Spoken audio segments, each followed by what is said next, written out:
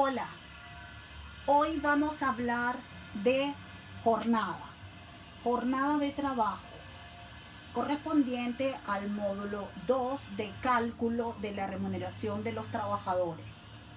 Al hablar de cálculo de la remuneración de los trabajadores, debemos tomar en consideración elementos que vamos a extraer del contrato de trabajo. Es decir, todos los elementos que vamos a necesitar al final para hacer el cálculo de la remuneración los tenemos en el contrato a través de las cláusulas. Recordamos que existen en el contrato y por disposición del legislador varios tipos de cláusulas. Es decir, tenemos cláusulas mínimas obligatorias determinadas en el artículo 10 del Código del Trabajo, tenemos cláusulas prohibidas, tenemos cláusulas complementarias, tenemos cláusulas de todo tipo que sean las decididas por los trabajadores. Sin embargo, estas son una de las más usadas. Dentro de estas cláusulas mínimas u obligatorias, tenemos los elementos para confeccionar la liquidación del trabajador. Entre estos elementos tenemos, en primer lugar, denominamos el contrato de trabajo, tal como lo establecimos en el módulo anterior.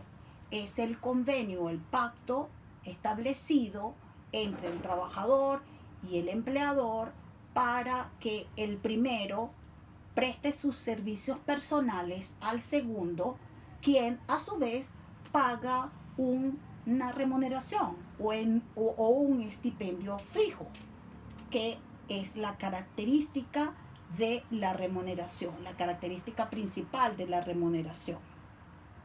Entonces, dentro de este contrato de trabajo vamos a extraer los siguientes elementos de importancia que van a constituir el cálculo de la remuneración de los trabajadores.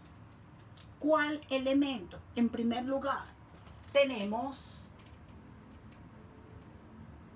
el horario del trabajador. Este horario es de suma importancia, pues nos va a determinar la hora de ingreso al lugar de trabajo y la hora de salida. Este horario queda establecido tanto en el contrato como en el reglamento interno de la empresa. Pues según el artículo 153 y 154 del Código del Trabajo, el empleador debe en el reglamento interno exponer todos los tipos de horario que tenga en la empresa. Luego, este horario también va a determinar, como veremos a continuación, otros dos elementos: la jornada.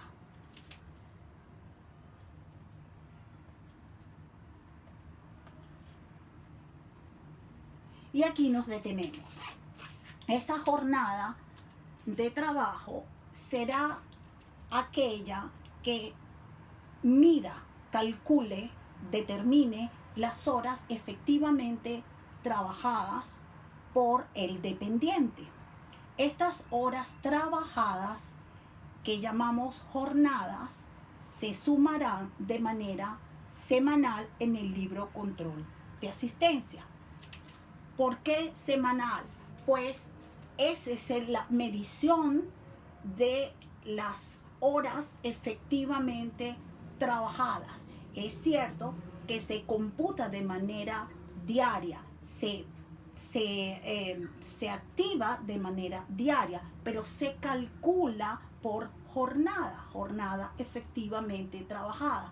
O sea, horas de la semana en la que el trabajador prestó sus servicios para el trabajador, para el empleador. Pero otra característica de esta jornada es que es fija para los trabajadores, que así lo estipularon en el contrato, o rotatoria para los trabajadores que se encuentren, por ejemplo, en turnos rotatorios. La jornada de trabajo puede ser activa o pasiva. La jornada de trabajo activa es aquella que mide las horas efectivamente trabajadas, es decir, las horas activas de trabajo, la prestación del servicio. Si yo soy, por ejemplo, una persona que me dedico a establecer algún tipo de fiscalización, mis horas trabajadas son las horas que fiscalicé, que estoy fiscalizando cualquier tipo de actividad. Pero esas horas que dedico a la fiscalización, que fueron contratadas, esa es mi hora activa, mi jornada activa de trabajo. Y la jornada pasiva será aquella que podemos definir como la prestación del tiempo que hace el trabajador para el empleador una vez que ha ingresado a la empresa, que ha firmado su libro control de asistencia, que se encuentra a la orden y la disposición del empleador, pero sin realizar el trabajo efectivo. Y no por causas imputables al trabajador, sino por causas directamente imputables al empleador. O sea, por causas directas del empleador. ¿Como cuáles? Por ejemplo, si yo soy un técnico o una técnico de computación, técnico en computación, y estoy trabajando de manera efectiva para mi empleador, y en ese momento se corta el suministro eléctrico y no puedo continuar prestando el servicio, pues sencillamente, aún estando en la empresa y aún estando en mi jornada de trabajo, paso a desempeñar una jornada pasiva. ¿Por qué? Porque no estoy realizando el trabajo para el cual me contrataron.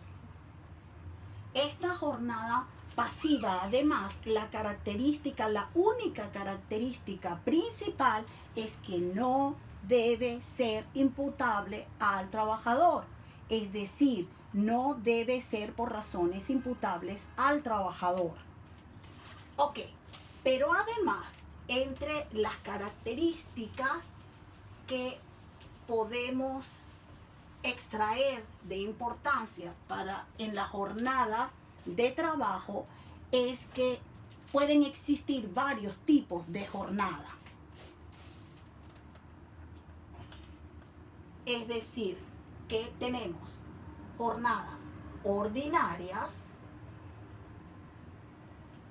jornadas extraordinarias y también tenemos jornadas de tiempo parcial o lo que llamamos normalmente part-time.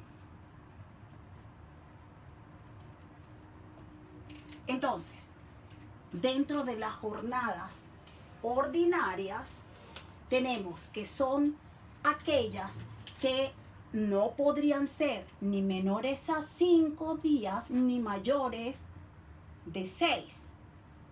Es decir, que deben estar dentro de ese rango, ni menor de 5 ni mayor de 6. Si es menor de 5, ya estamos hablando de una jornada part-time, una jornada parcial. Y si es mayor de 6 días, estamos hablando de una jornada, estamos tomando la jornada de descanso. Es decir, que puede ser de lunes a viernes o de lunes a sábado. Obviamente, ¿de qué estamos hablando? De la jornada de 45 horas semanales. Esta jornada de 45 horas semanales, esa es su mayor característica, que puede ser de lunes a viernes o de lunes a sábado. Luego tenemos la jornada extraordinaria. Estas jornadas extraordinarias son aquellas que se determinan después de la sumatoria del libro de control de asistencia, porque es el exceso de lo contratado, de la jornada contratada o del límite legal nacional.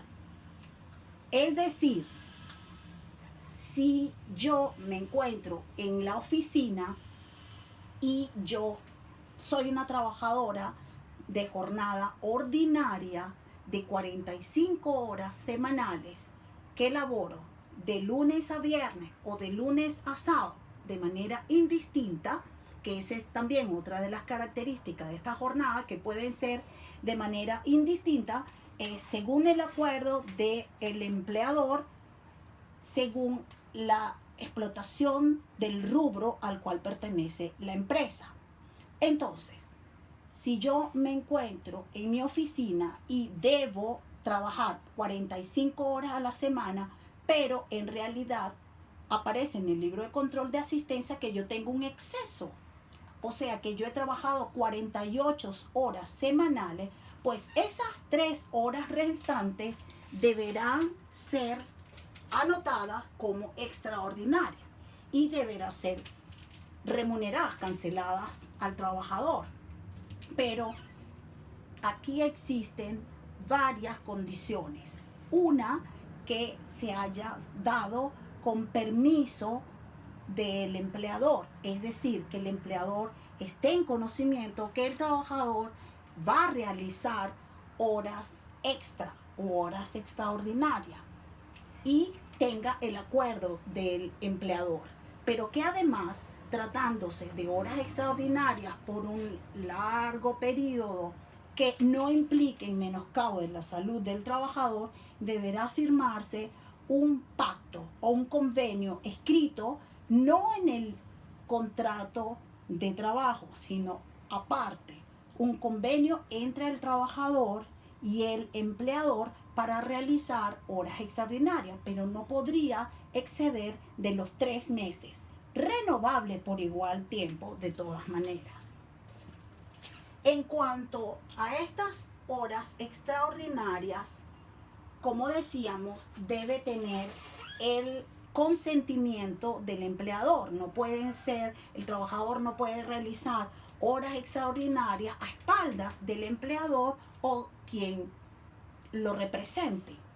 Y por último, en cuanto por lo menos al presente diplomado, porque en otros diplomados podemos ver el resto de las jornadas que tenemos disponibles como jornadas excepcionales o bisemanales, pero en este diplomado solo trataremos acerca de estas 3 jornadas.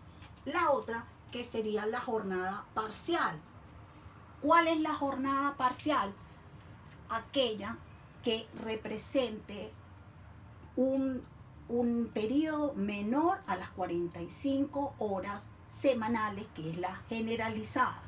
En cuanto a los trabajadores de jornada parcial, debemos decir que tienen todos los derechos y las obligaciones correspondientes al resto de los trabajadores de las jornadas ordinarias.